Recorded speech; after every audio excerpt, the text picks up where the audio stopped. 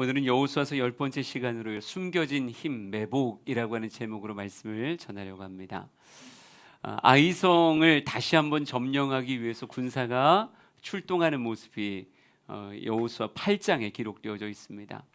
전쟁을 앞두었을 때 느껴지는 그 느낌이 때로는 냄새로 느껴진다고도 하더라고요. 때로는 패배의 냄새가 느껴지기도 하고 승리의 냄새가 느껴지기도 하죠. 과연 지금 여호수아 8장을 통해 아이성을 향해 나아가는 그들의 코를 찌르는 냄새는 무엇일까? 그들에게 느껴지는 감각은 과연 무엇일까요? 아마 승리의 냄새가 나지 않을까? 아마 승리의 기운들이 온몸, 온 감각으로 느껴지지 않을까? 주뼈서는 이런 솜털 같은 것들이 이게 질까봐 두려움으로 소름 돋는 것이 아니라 승리가 확신되어져서 느끼는 흥분감으로 느껴지지 않을까요? 예, 같은 전쟁의 길인데 또 한때는 패배했던 길임에도 불구하고 지금 올라감에 있어서 그들에게는 승리라고 하는 단어를 의심하지 않을 것 같아요. 왜 그럴까요? 예, 달라졌기 때문이죠. 여호수아서 8장 1절과 18절의 말씀을 한번 읽어보겠습니다. 쭉 이어서 읽어보죠. 시작.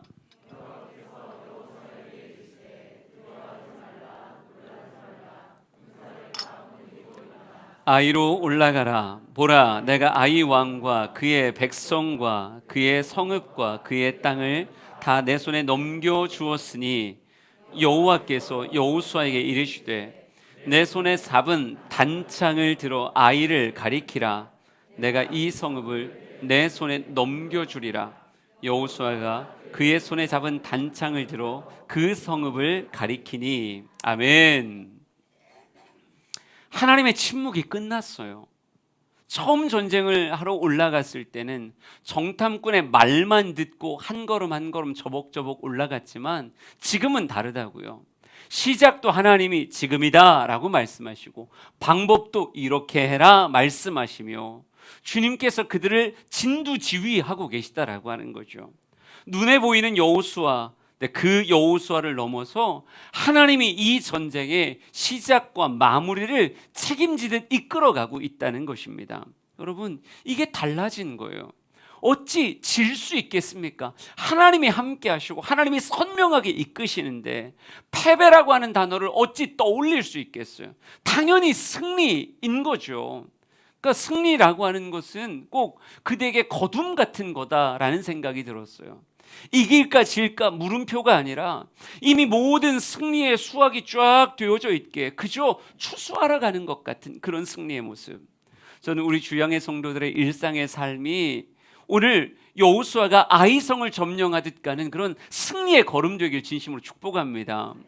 여러분의 승리가 저의 승리고 여러분의 패배가 저의 패배예요. 가끔 제가 신방 가서 이렇게 이야기할 때가 있어요. 여러분의 삶에 좋은 일이 있으면 목사에게 얘기해 주라고. 난 정말 하나 부러워하지 않고 그냥 기뻐할 거라고.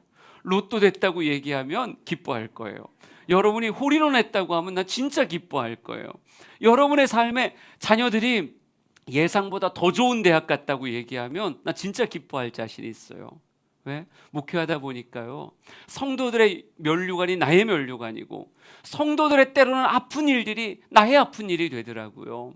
예, 누군가 시험에서 떨어졌다는 얘기 들으면 내 기도 부족해서 그런 것 같고, 누군가 사업이 안 된다고 얘기하면 다 내 책임인 것 같아서 참 마음이 무거운 게 목회의 모습이라는 생각 늘 하게 되어져요. 그러니까 난 우리 성도들이 한 명도 지고 눈물 흘리는 인생 되지 않았으면 좋겠는데, 오늘 성경과 같이 그렇게 인생을 살아갈 수 있다면 승리를 물음표로 가지고 해봐야 알죠. 이게 아니라 승리를 꼭 수확하는 것 같이 이미 익은 곡식이 너른들에 가득 펼쳐져 있어서 그냥 낯들고 가서 수확하듯 승리를 가져오는 삶이라면 얼마나 좋을까. 그래서 오늘 성경 말씀 보면서요, 우리 사랑하는 성도들이 아이성의 승리의 공식이 있다면, 이렇게 될 수 있는 근원의 모습이 있다면 여러분이 다 가졌으면 좋겠다 생각합니다. 과연 아이성의 승리는 어떻게 만들어지게 된 것일까? 승리의 이유가 있다면 그것이 무엇일까? 처음부터 짚어보자고요. 다시 한번 강조하지만 아이성의 승리의 진짜 이유는 누가 일하신다는 거냐면 하나님이 일하신다는 거였어요. 하나님은 철저하게 하나님을 인정하는 자에게 역사하십니다. 승리를 위해 필요한 지혜가 있다고 생각해 보자고. 이 지혜를 인간 혼자 가질 수 있을까요? 사람은요, 내가 본 것, 내가 들은 것, 내가 느끼는 것, 이 인간의 감각을 넘어설 수가 없어요. 인간은 모든 것을 알 수 있는 게 아니라 알게 되어지고 듣게 되어지고 정말 습득되어진 것만 나의 지혜가 될 수 있는 겁니다. 그런데 전쟁이라고 하는 것에 있는 그 다양한 변수를 우리가 어찌 다 알 수 있겠어요? 그러니까 당연히 물음표를 가지고 전쟁을 하는 거죠. 그런데 우리 하나님은요, 하나님을 표현할 때 이렇게 말하잖아요. 하나님은 전지하시다. 무슨 뜻일까요? 하나님 다 알고 계시다는 거예요. 하나님이 모르는 게 단 하나도 없다는 거예요. 지피지기면 백전백승이라고 얘기하는데 진짜 적을 온전히 아는 분도 하나님이시고 나를 온전히 아는 분도 하나님이시니 하나님의 지혜가 임할 때 무엇 되는 거예요? 질 수 없는 전쟁이 되는 거죠. 여러분, 전쟁의 승리에는 반드시 지혜가 필요한데 그 지혜를 공급할 수 있는 분이 누구시다? 하나님이시다. 야고보서 1장 5절과 잠언 2장의 말씀을 이어서 읽겠습니다. 잘 상상하면서 한번 읽어보세요. 시작. 너희 중에 누구든지 지혜가 부족하거든 모든 사람에게 후히 주시고 꾸짖지 아니하시는 하나님께 구하라.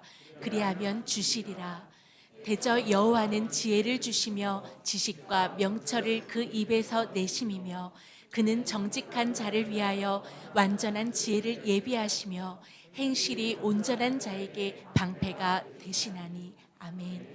하나님에게는요 무엇이 있냐면 지혜가 있고 지식이 있고 명철이 있어요.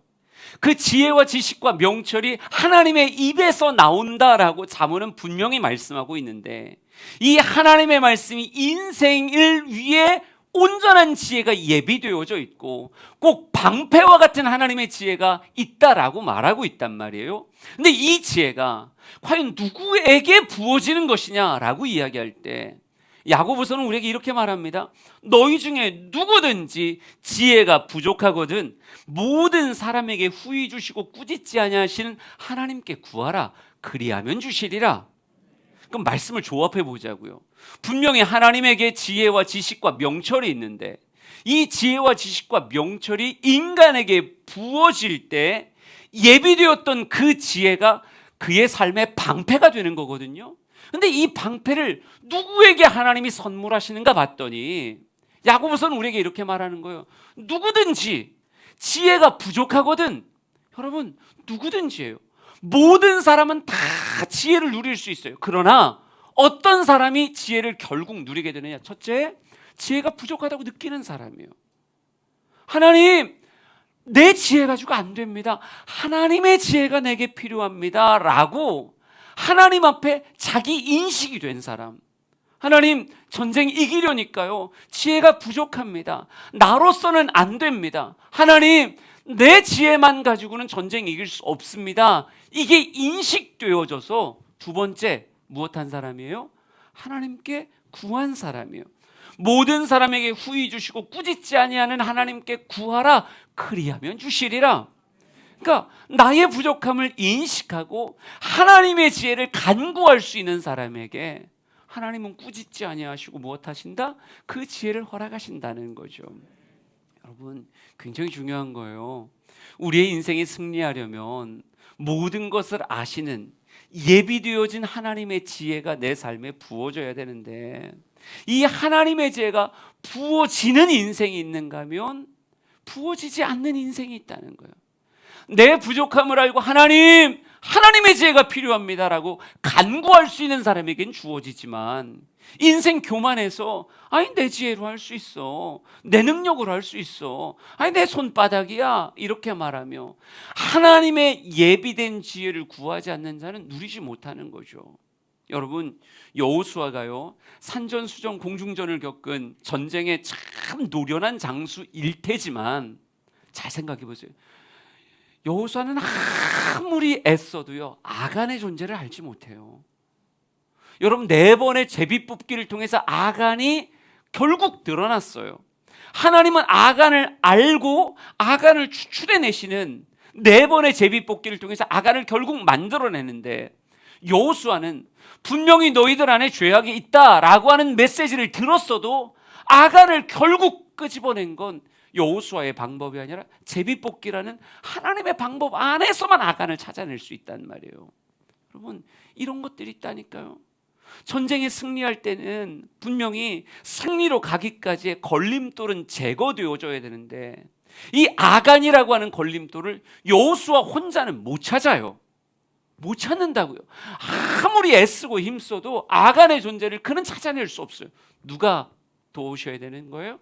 예비하신 하나님의 지혜가 부어져야, 제비뽑기로 부어져야 그 걸림돌을 제거할 수 있는 거고, 아이성을 정복하는 것도 매복이라고 하는 기가 막힌 작전으로 인해서 아이성을 점령하게 되어지는데, 이 작전 역시 여호수아에게서 나온 것이 아니라 하나님이 세밀하게 알려주신 거예요.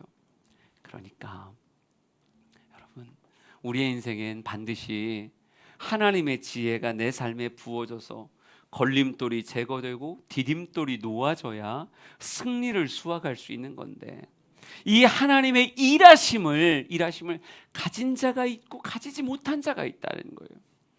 요한복음 5장 17절 말씀 한번 볼까요? 이렇게 써 있습니다. 예수께서 그들에게 이르시되 내 아버지께서 이제까지 일하시니 나도 일한다, 이렇게 말씀하세요.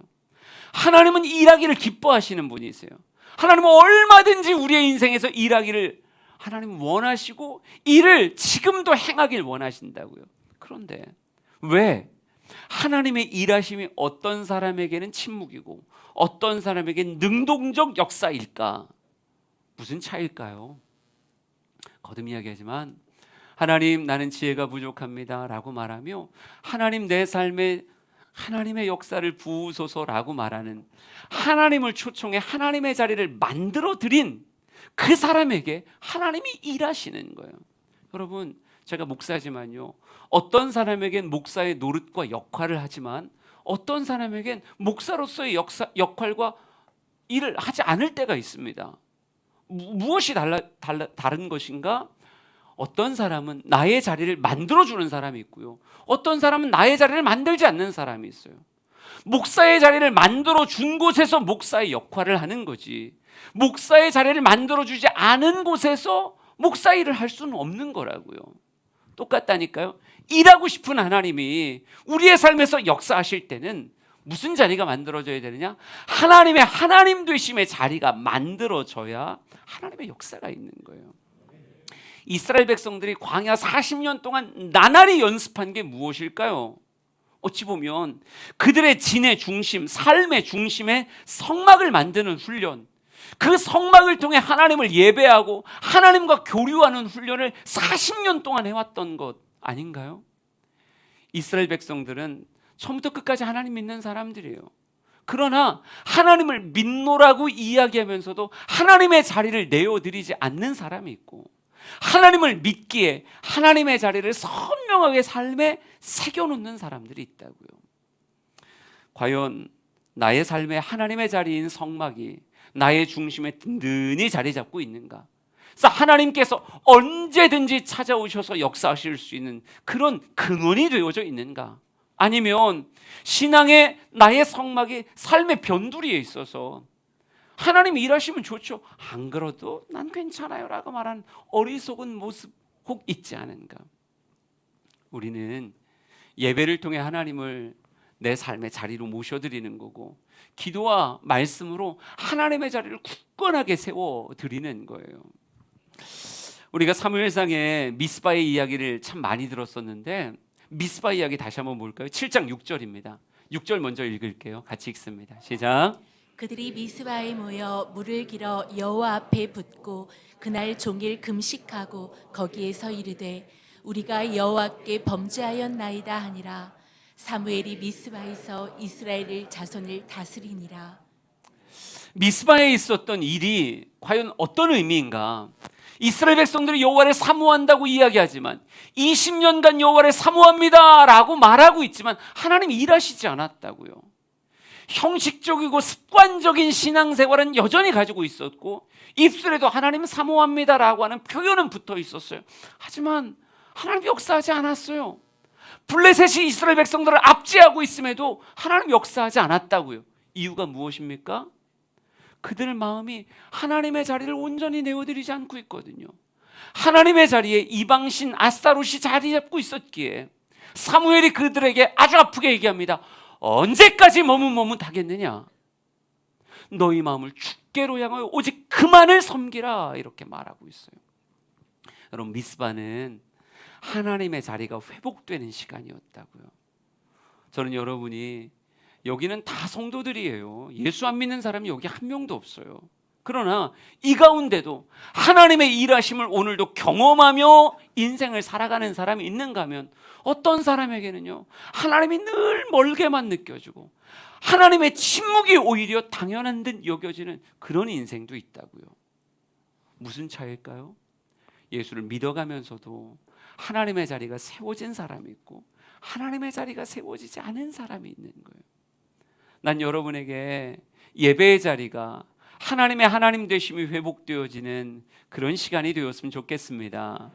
여러분, 이제 곧 40일이 다가옵니다. 신나시죠? 8주간 매일 예배할 거예요. 매일 하나님 앞에 나아갈 겁니다. 여러분, 이런 시간들을 활용해야 되는 거예요. 미스바가 하나님과 이스라엘 백성들을 다시 연결시켜서 하나님의 역사가 그들의 삶에 부어지도록 만들었던, 하나님의 침묵이 끝나게 만들었던 미스바라고 한다면 우리에게 응답기도의 40일이 멀리 계신 하나님이 아니라 가까이 계신 하나님이요 하나님의 역사가 우리의 삶에 부어지는, 그래서 사무엘상 7장 12절 이것도 읽어보죠. 사무엘상 7장 12절입니다. 시작. 사무엘이 돌을 취하여 미스바와 센 사이에 세워 이르되 여호와께서 여기까지 우리를 도우셨다 하고 그 이름을 에베네셀이라 하니라. 아멘. 난 여러분의 인생에도 이 에베네셀의 탑이 있었으면 좋겠어요. 너무도 선명하게 하나님이 일하셨습니다, 하나님이 하셨습니다 이렇게 말할 수 있는 우리네 모든 인생의 간증이 끊어지지 않는 삶이 되었으면 좋겠습니다. 승리를 할 때마다 여리고의 승리가 간증이 되어지고 아이성의 승리가 간증이 되어지는 그런 인생, 그런 삶은 혼자 만들 수 있는 게 아니고요 에베네셀, 하나님의 도움의 손길이 내 인생에 닿아야 되는 거예요. 예배를 통해 하나님의 자리를 내어드리기를 진심으로 축복합니다. 말씀과 기도로 그 자리가 튼튼하게 새겨지길 진심으로 축복합니다. 어떻게 여호수아가 아이성의 전투를 이길 수 있었는가? 이전엔 없었던 뭐를요? 하나님과의 친밀함을 회복했어요. 하나님이 일하시도록 그의 인생에 하나님의 선명한 자리를 만들어 드렸습니다. 우리 모든 성도들도 그리 살아갈 수 있기를 진심으로 축복합니다. 이때는 아멘 하셔야 되는 거예요. 하나님의 그 친밀함과 선명하신 일하심이 여러분 모두에게 있기를 진심으로 축복합니다. 아멘. 이게 첫 번째 이유예요. 그리고 두 번째, 오늘 성경을 잘 보니까요 부각되어지는 단어가 있더라고요. 오늘 본문 8장 19절부터 23절까지를 한번 쭉 읽어볼 건데요 도대체 무엇이 부각되어지는지 찾으면서 한번 느껴보셨으면 좋겠습니다. 같이 읽습니다. 시작. 그의 손을 드는 순간에 복병이 그들의 자리에서 급히 일어나 성읍으로 달려 들어가서 점령하고 곧 성읍에 불을 놓았더라. 아이 사람이 뒤를 돌아본즉 그 성읍의 연기가 하늘에 닿은 것이 보이니 이 길로도 저 길로도 도망할 수 없이 되었고 이스라엘 백성은 그 성읍 자에게로 돌아섰더라. 여호수아와 온 이스라엘이 그 복병이 성읍을 점령함과 성읍의 연기가 오름을 보고 다시 돌아켜 아이 사람들을 쳐 죽이고 복병에도 성읍에서 그 성읍을 지켜 그들이 이스라엘 중간에 어떤 사람들이 이쪽에서 어떤 저쪽에서 쳐 죽여서 한 사람도 남겨 도망하지 못하게 하였고 아이 왕을 사로잡아 여호와 앞으로 끌어왔더라. 아멘. 8장 19절에도요 복병이라고 하는 단어가 나오고 21절에도 복병이라는 단어가 나오고요 22절에도 복병이라고 하는 단어가 나와요. 하나님께서 이스라엘 백성들의 전쟁에 승리할 수 있도록 주신 아주 중요한 키워드가 복병이라고 하는 숨겨진 군사였습니다. 골짜기로 온 군대를 이끌고 여호수아가 아이성으로 향해 다가가자 아이성 왕이 군사들을 이끌고 마중 나옵니다. 그리고 거짓으로 패한 척하고 광야길로 도망하게 되죠. 성문도 열어놓고 신이 나서 이번에도 이긴다라고 쫓아나갈 때 숨어있던 성 뒤에 숨어있던 복병들이 열려진 성문을 타고 들어가 성을 점령하게 됩니다. 성에 불을 지르고요. 자기의 성에서 불이 일어나는 것을 보고 놀란 아이의 군사들이 우왕좌왕할 때 여호수아와 그의 군대가 뒤돌아 공격하기 시작하고 복병도 성에서 나와 양쪽에서 협공을 하기 시작합니다. 결국은 완벽한 승리, 왕을 사로잡아 끌어오게 되고 그 성을 점령하는 엄청난 승리를 거두게 되어지죠. 이 승리의 아주 중요한 키워드는 거듭 이야기하지만 숨겨진 군사들, 복병이었습니다. 여호수아서 8장 3절, 4절, 12절, 13절 쭉 말씀 읽어보겠습니다. 시작.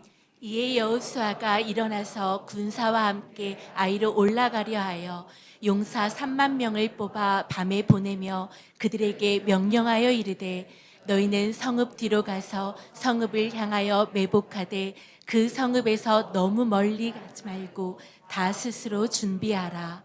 그가 약 5천 명을 택하여 성읍 서쪽 베델과 아이 사이에 매복시키니 이와 같이 성읍 북쪽에는 온 군대가 있고 성읍 서쪽에는 복병이 있었더라. 아멘. 복병이 총 처음에 3만 명이 있고요. 나중에 베델과 아이 사이에 5천 명을 또 매복을 시켜요. 그러니까 3만 명과 5천 명, 총 3만 5천 명의 숨겨진 군사가 아이성을 점령하는 아주 중요한 역할을 감당하게 됩니다. 하나님은 이기기 위해서 여호수아와 그 군대에게 이렇게 말씀하는 거예요. 숨겨진 힘, 대적이 볼 수 없고 대적이 알 수 없는 그 숨겨진 힘을 너희는 길러라, 이렇게 말하는 것 같더라고요.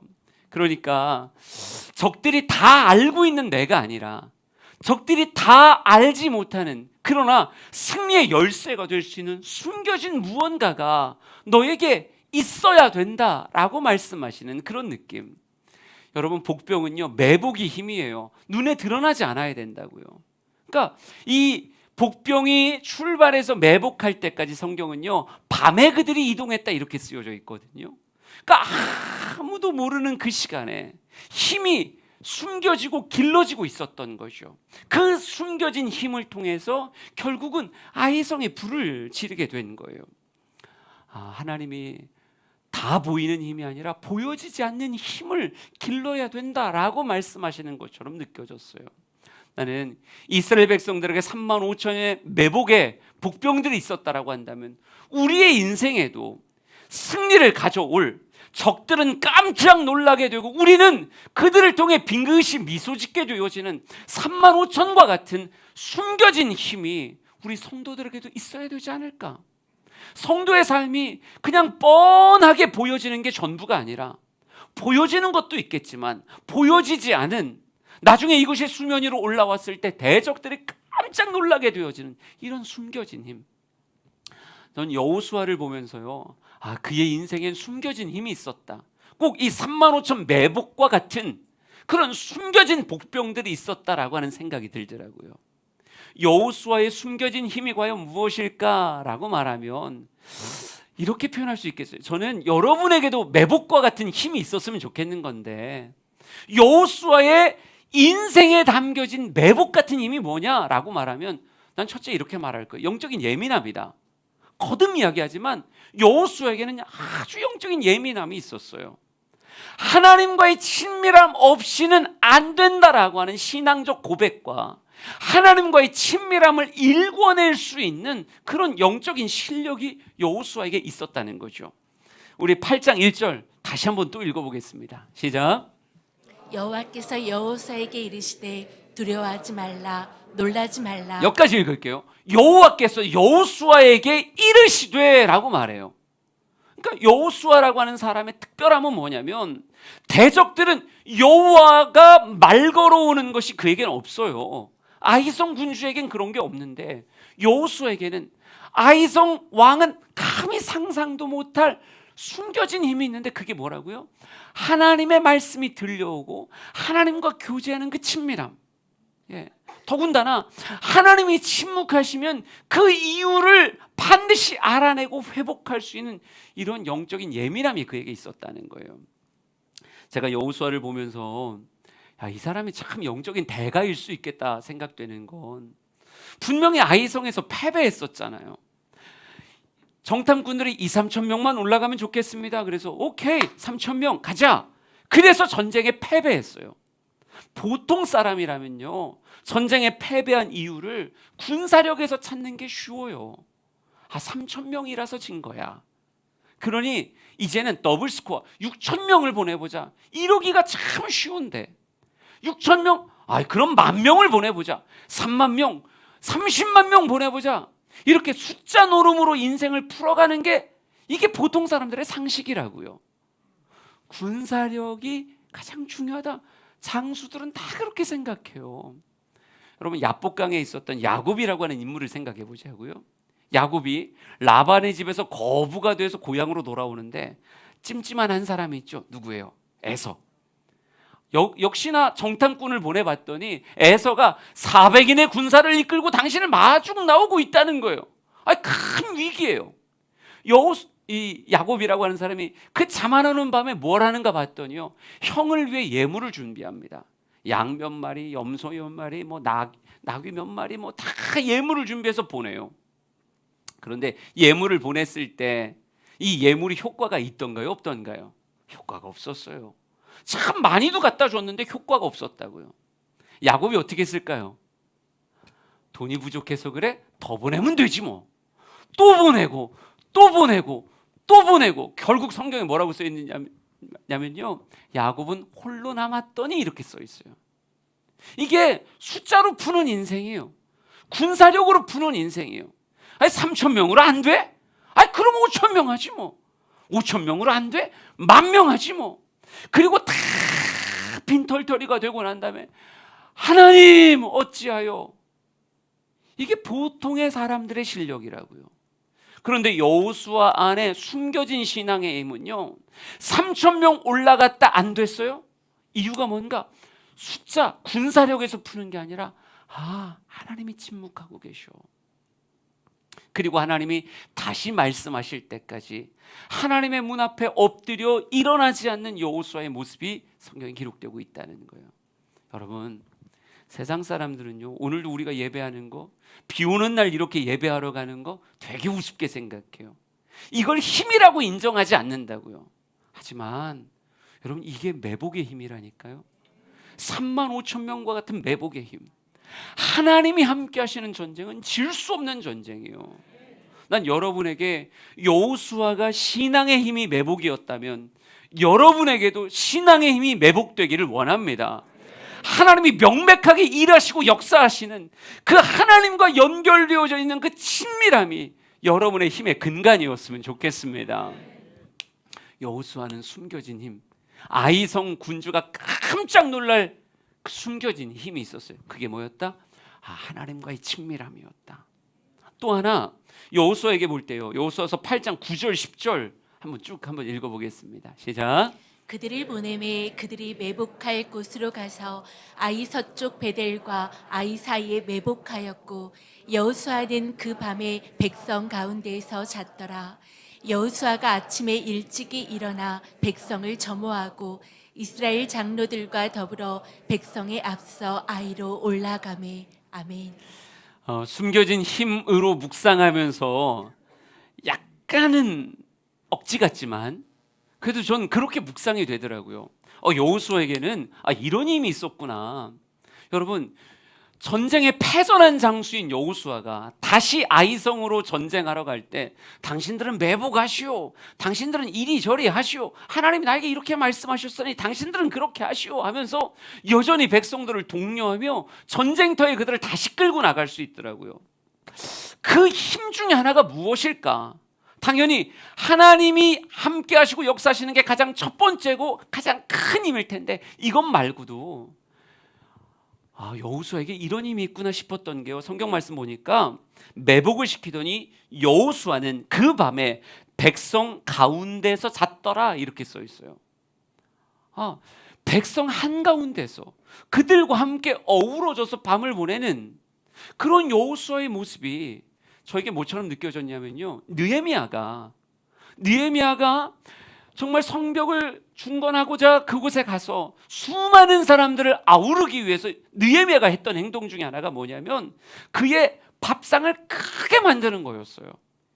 밥상을 잔치상같이 만들어 놓고 온갖 방백들과 그리고 백성들과 함께 격이 없이 어우러지는 그냥 잔치 같은 식탁을 만들어 놨어요. 이 식탁에서 무엇하는 거예요? 그들과 계속 먹고 마시고 대화하며 그들로 하여금 외적으로는 대적이 있고 내적으로는 성벽을 세워야 되는 이 엄청난 일들을 백성들과 함께 정말 엄청난 그 역사를 만들어내는 그런 탁월한 관계력의 모습, 부임한 총독이라고 얘기하기에는 정말 너무 훌륭한 관계력의 모습, 사람들을 이끌어내는 모습이 있더라고요. 제가 이번에 성경 수양회 하면서 제가 되게 많은 일들을 했어요. 별의별 일들을 다 했는데 결국 남은 건 이거 하나더라고요. 제가 찬양도 열심히 했고요, 뭐 춤도 잘 췄는데 나도 춤도 잘 췄고, 제가 설교도 정말 열심히 했습니다. 기도회인도 열심히 했는데 결국 성도들에게 남은 건 딱 하나, 고기 구운 것밖에 안 남았어요. 제가 100여 명의 성도들의 삼겹살을 구우려고 우리 상진 청년과 함께 미친 듯이 고기를 구웠습니다. 양복 입고 갔었는데 머리부터 발끝까지 온통 기름 냄새밖에 안 나더라고요. 삼겹살을 진짜 전투적으로 구웠어요. 전투적으로. 그러니까 제가 삼겹살 굽는 걸 와서 사진 찍어 가시는 분들이 많더라고요. 나중에 홈페이지에 성령수양의 광고 이렇게 사진이 쫙 올라오는데 밑에 댓글들 역시 삼겹살 잘 먹었어요. 근데 작정하고 고기 구워드리고 싶어서 열심히 구웠던 건데, 성도들은요 설교하는 목사에게 감동하는 게 아니라 삼겹살 구워주는 목사에 감동을 하더라고요. 그게 그들의 마음에 따뜻함으로 남은 거예요. 저 지금 걱정하고 있잖아요. 맨날 시킬까 봐. 이젠 삼겹살 그러면 집게 갖다 주고 목사님 하세요. 이럴까 봐 두렵긴 하지만 그럼에도 불구하고 같이 어우러지는 모습 안에서 성도들의 마음이 열리는 거예요. 어떤 분은 이렇게 말하더라고요. 오늘 전수사님들이 성령수양회 이야기하는데 자기는 저녁 집회 전에 가야 되겠다는 마음을 가진 사람들이 있었대요. 너무 피곤하고 그러니까 주일날 하루 종일 미루다 보니까 그냥 와야 될 것 같아서 오긴 왔는데 저녁 집회 전에 가야 되겠다 이런 마음이 있었는데, 목사님이 삼겹살을 하도 전투적으로 구워가지고 이거 먹고는 못 가겠더래요. 이걸 먹었으니 끝까지 남아 있어야 되겠다 이런 마음 가지고 하신 분도 계시다라고 피드백을 주더라고요. 성도들을 붙잡는 힘 중에 하나가 뭐다? 관계를 만들어가는 거예요. 같이 먹는 것, 같이 교제하는 것. 우리가 어제 볼링 대회가 있었는데 그냥 가서 얼굴 보여드리고 같이 하는 것만으로 무엇하는 거예요? 성도들의 마음이 행복한 거예요. 오늘은 비 내리는 날에 축구를 할 생각이에요. 원래 축구는 수중전이니까요. 가서 축구를 하겠죠. 전 가서 오뎅탕을 끓이려고요. 청년들 오뎅탕을 끓이래요 나보고. 그래서 가서 끓여줄 생각이에요. 맛있게. 이러다가는 강단을 4층으로 옮겨야 될 것 같습니다. 성도들이 은혜를 식당에서 받는 걸 보니까 4층에다 강단을 딱 만들고 거기서 설교를 하면 아마 은혜가 되지 않을까. 그런데 여호수아의 근원의 힘 중에 하나가, 백성들이 같이 그에게 합력하는 이유 중에 하나가 함께 거할 줄 아는, 그들과 함께 거할 줄 아는 그 힘이 백성들을 움직이는 매복의 힘이 아닐까. 좀 우리 사랑하는 성도들이요, 서로 어우러지고 서로 관계를 맺는 힘을 우리 주양이라고 하는 곳에서 키워갔으면 좋겠어요. 교회는 하나님과의 교제도 있지만 에클레시아가 성도들의 모임이거든요. 성도들과 함께 어우러지면서 예수 아니면 전혀 어떤 삶의 공통점이 없는, 나이도 다르고 하는 일도 다르고 다 달라요. 원래 세상에서는 끼리끼리 만나는 건데 교회는 끼리끼리가 아니라 이걸 넘어서는 관계력을 키울 수 있는 게 이게 교회라고요. 저는 이 관계력을 여러분의 삶의 매복과 같은 숨겨진 힘으로 간직하는 사람들이 되었으면 좋겠습니다. 교회 안에서의 관계의 추나 추동이 막 돌아갈 텐데 이 많은 봄, 여름, 가을, 겨울의 다양한 관계들을 통해서 어느 곳에 내어놔도 사람과 교제할 줄 알고 사람과 사귈 줄 아는 그런 힘들. 그러니까 여러분이 교회에서는 용감해지셔야 돼요. 낯설어요? 낯선 것을 뛰어넘을 수 있는 그런 용기. 근데 그 사람이 나를 받아줄 거라니까요. 교회는 그걸 훈련한 곳이기 때문에 낯선 사람이 다가왔다고 밀어내지 않아요. 그 사람을 받아주는 힘이 교회에 있으니 이곳에서 세상이 키울 수 없는 관계력을 키워가라고요. 세상은 온라인의 세상이 되고 나서 점점 사람과의 관계가 다 너무 느슨해지고 쉽게 끊어지는 그런 관계들을 세상은 만들어가고 있어요. 개개인의 실력은 뛰어날지 모르겠지만요, 사람과 사람이 연결되는 이 합력의 힘이 세상이 급격히 낮아지고 있다고요.